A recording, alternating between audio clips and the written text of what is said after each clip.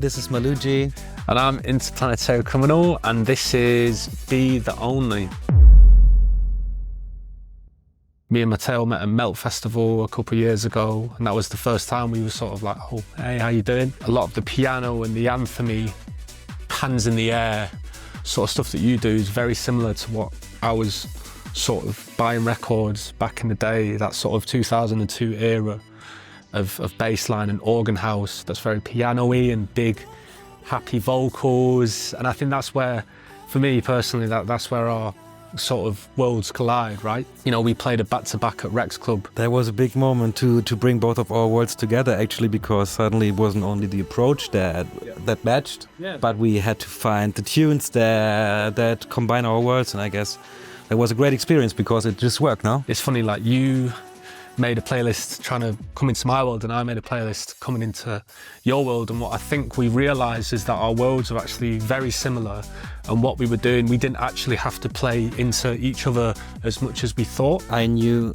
Zach is going to be amazing at whole of the rhythm and everything, but still I prepared something that I brought that I thought, okay, maybe this goes again as with the DJ set, that goes into IPC's world and assists. But honestly, why would I bring garage stems to IPC? It makes no sense, you know? And so we worked on this for a bit. It was solid. We felt it, but after a coffee break, Zach said, okay, let's start from scratch. Let's use the energy in the room and just go hardcore with both of our sounds. Why don't you, Matteo, bring some trancey stuff and we take this into the IPC world? And this was when it really clicked, I would say. We kind of had the right idea in terms of what we wanted to do with the structure. So after we had a little coffee break and we came back, it was like, we're in the zone to create, so let's just create from scratch. You know, we weren't, you know, afraid to be like, well, I don't know about that. I like this, but I don't know. And you know, it was just, you know, when you're in a flow with someone like that, it's quite a special thing. But yeah, but there wasn't actually much of that because it was very much like, oh, maybe we should add a, you know, it was more adding than taking away, really. I think for the club music that we make, that's so fast-paced and in your face and no nonsense sort of club stuff, to have it wrapped up in a day is a good sign for me. The first track that we worked on is the chords. We put some nice cheesy, trancey synth sound that go like this.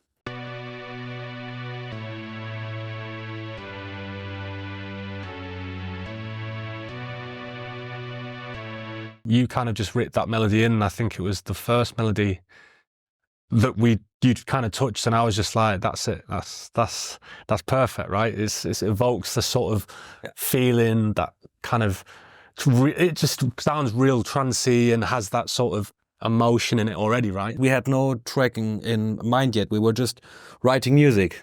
So I said, usually one might know this type of sounds maybe from Move My Body or my Apologize flip, is some gated trance synth that go with the same chords, but that I process in a way that I will show you to go like this.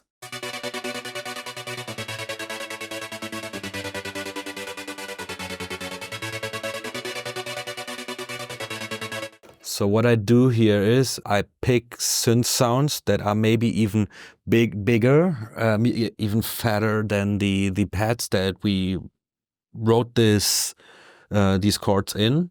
And then I build myself a gate trigger that is nothing else than a rhythmic pattern that I did with this hi-hat loop. So you have the short and the long hats, and that trigger the whole synth that originally would sound like this. They would go like this, and then I would turn the gate on to only let it play when the trigger, the hi-hats that we will never hear in the track, would play, so that we get this trance pattern.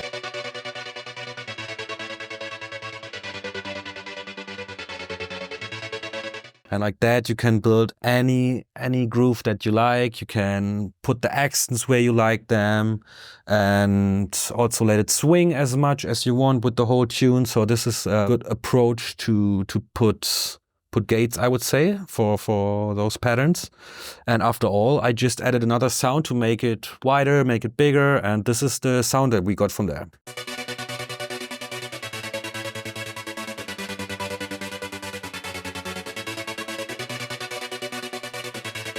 pretty much same thing. We follow the chords, but we built some melody in here because sometimes I find it boring to just do exactly the same notes.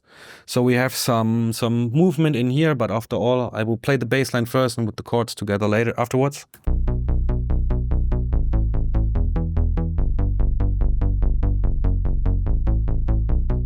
This is what we did. We just followed with the offbeat bounce with the chords. Yeah.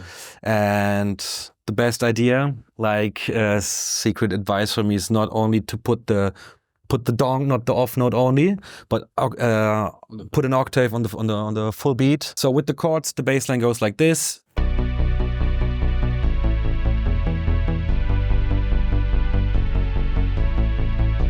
Adding in some offbeat organs, you know.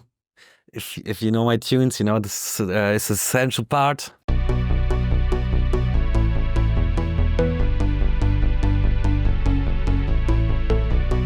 So for this part, this is just the basic M1 organ bass. You will see later in the track, it turned up like much more of a characteristic sound, but for the writing, it was just pretty much any organ.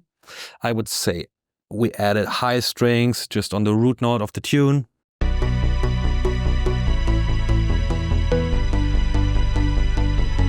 I don't even know how to call this instrument. I put bleeps in the track. Maybe you know how to call this instrument. Do you know what? I just call it like the bleep. Just like a sawtooth sort of like ground note that just keeps the energy rolling, right? You know? Adding a bit of drama, of rhythm. Yeah, a bit of rhythm. So, yeah. So this is the main part of our musical material that we wrote on my computer.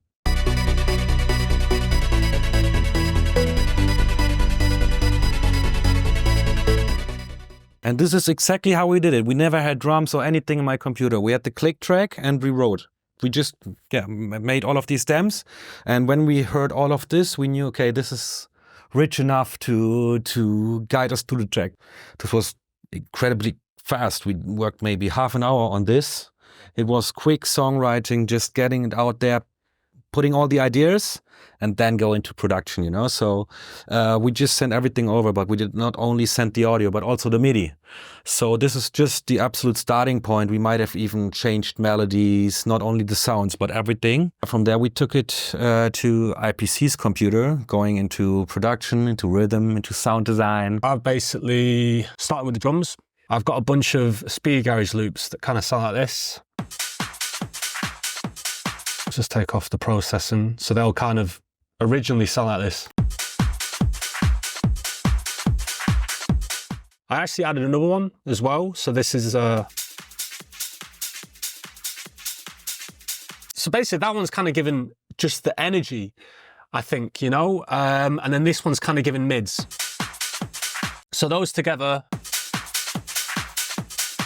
again, I think it's just energy that I'm after, really. The compressor that I've been using, you know, the ratios on 5, which means they sit at the back of the mix. What I would do after that is the kick would be where it would sit nicely. It's still thumping. I want it to sound like it's glued together, but obviously these samples are going to cut through a little bit more. So then you've got the clap.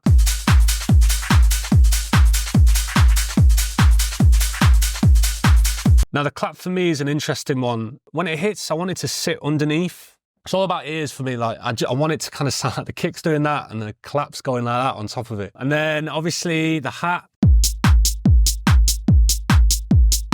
Again, that's quite a light hat, quite close, and that's because you will get the open hat from the drum loops. So together that is, it's the sharp bit of the hat that's cutting through. Then I basically put this decimator, which is Sound Toys, which just gives it a bit of crunch, really. So let me play it without. It's like, and then this is, and there's a little bit of crunch there. Cool. So that was the drums. I think it took us about maybe 15 minutes to get that together. So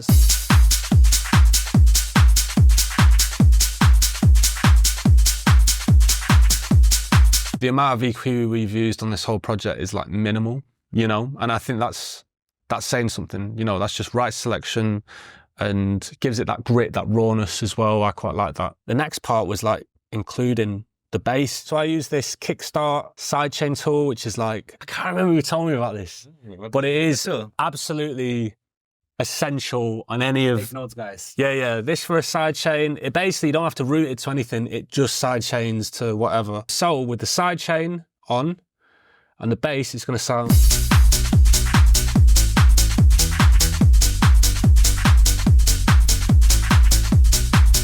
This is what we explained, you know, you only hear the offbeat note, but you feel the onbeat note also. I ended up putting it in a JV 1080, which is like a Roland Clouds version of you know, they do all the synthesizers. It's really worth, if you want that sort of old school sound, I would recommend getting the Roland Cloud pack. It's a subscription, £20, I think it is a month, but it's perfect. We added in the original samples with the Roland, which sounds like this.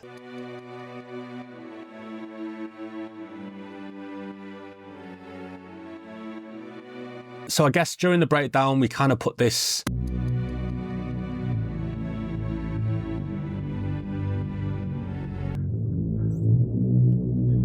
You almost can't hear it. It definitely adds some tension there, right? And this is what I love also, to use the rees and the breaks in contrast to more rhythmic bass lines in the drops. So this worked perfectly well here.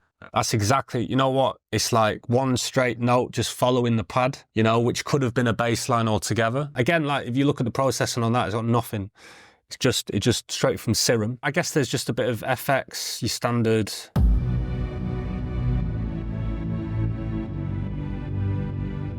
I think the effects is always an afterthought. I just really like the sort of white noisy, a gunshot occasionally, or a, you know, it's funny is like, we've actually got the cymbal as well, kind of, which I actually think is enough. There's an interesting part about the breakdown also is the drum loop, how we use the break. Because we use it as a fill, but also as a tempo change. Somehow, even though it's just a drum break or a fill, it's a core element of the track. Because they came up with the epic idea of not playing in the original tempo, but half the tempo. And so what we do, we will talk about the vocal later, that we layered in pretty late in the process. But what we do is for the breakdowns, we change the feel of the track to half tempo. Even though it stays in the same with this element, we establish more of a ballad vibe. So I think it's like a breakbeat loop that we used, and instead of quantizing it on time, I basically quantized it. So double the length, so it's kind of slowed it down, which sounds like... Which is just cool. Yeah, that's just cool. And you know, it's got the sound choice filter and then like the frequency echo on there, just like... What's worth mentioning again, a little bit of crowd noise. Classic. That's what I said, you're good at effects. Yeah, little bits of effects here and there. So let me play it working up to...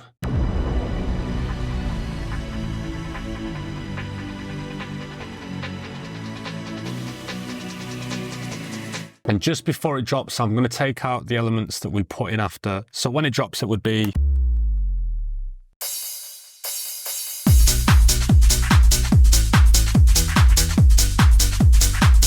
So we get dry again. We need to make a transition from epic and trancey to dry and bassline, you know? Of course. So there was the M1 piano that...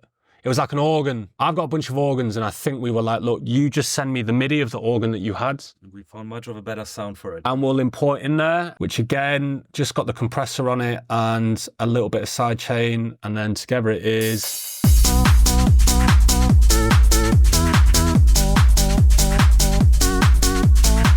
Which is just great, right? I think for me, this is the most important element of the whole tune, is this organ bass. Do you know what? Exactly. And it's funny because like, we sort of started with the classic M1. Also, what I like about it is the contrast. So you have this major build up, that big pads, the synth, the strings, everything we just played. And then this wonderful vocal.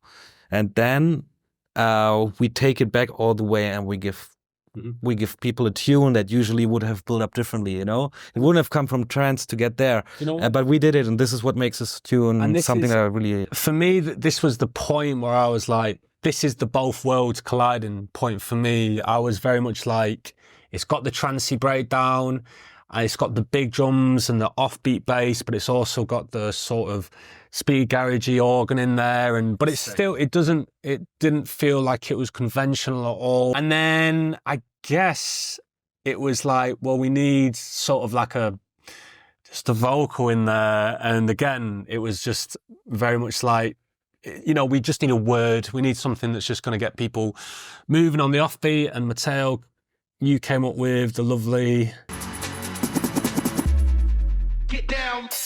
And this is exactly what you wanted to do. We wanted to stop listening to music and get down again, no? That is the cherry, you know, for this drop. Yeah. Let me play it. It's like...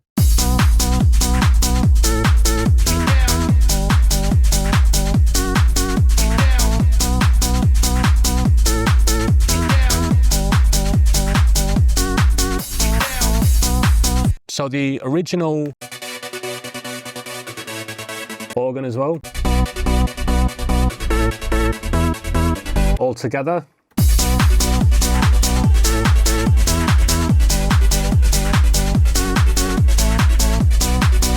It's kind of just going back to the original idea that we had, but it doesn't sound like we're trying too hard to merge the two worlds together. It sounds quite nice. So yeah, so I guess then... which transforms into... melody. We have melodies. The melody, which is this part here.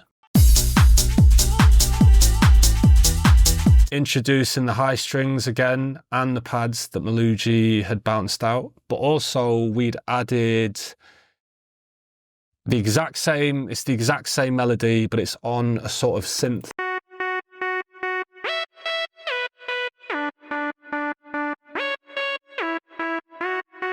All together in the track with the organ take out of.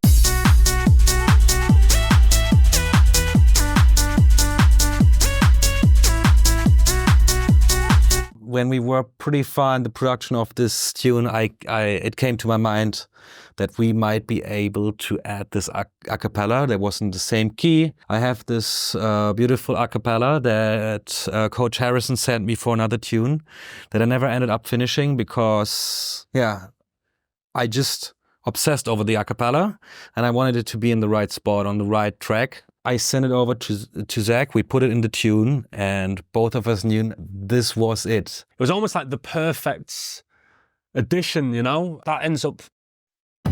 Don't hold it against me. I've been trying to break out. Old habits are tempting. Trying to make the most of all. You know, I think this vocal channel is the most used processing, which is just a slight bit of filter, which I've kind of, you know, I'm kind of rolling through presets at this point and then just turning mixes on and off. I think for me, it was almost like I didn't really want to touch the vocal that much, but sometimes for me, if I put a slight filter on, it kind of, you don't have to delve into the mixing, which is a bit of a cheat code. It's not always great. Don't hold it against me. Again, a little bit of reverb and a little bit of echo. You know, this actually, one of my favorite parts of the song is this little snare roll, which was like maybe the last thing that was added in. But again, it just adds the tension.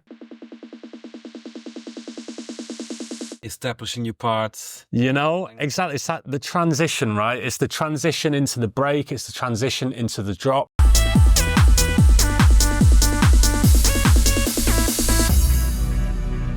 Especially the build up with the second breakdown, in which we added like some sort of pre-chorus bridge stuff. We chopped the vocal and we added the beat back in, but we never gave the low end, and so we can play it in a bit, but we added tension and tension and tension. So this maybe is also one of the biggest build-ups I ever made.